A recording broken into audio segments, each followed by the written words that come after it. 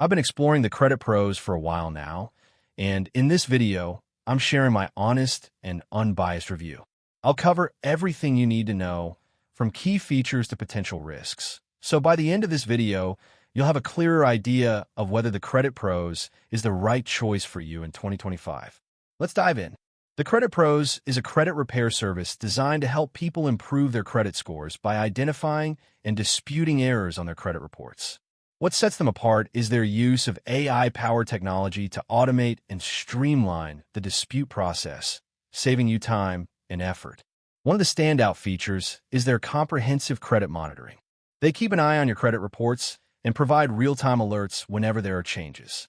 Plus, they offer identity theft protection and dark web monitoring, adding an extra layer of security for your personal information. Another benefit is the variety of plans they offer. Whether you're looking for basic credit repair or a full suite of services, including budgeting tools and financial education, the Credit Pros has flexible options. Their plans also come with access to a user-friendly dashboard, making it easy to track your progress and stay informed every step of the way. However, it's important to consider a few things. First, while the Credit Pros can help dispute inaccurate information, they can't remove legitimate negative marks from your credit history.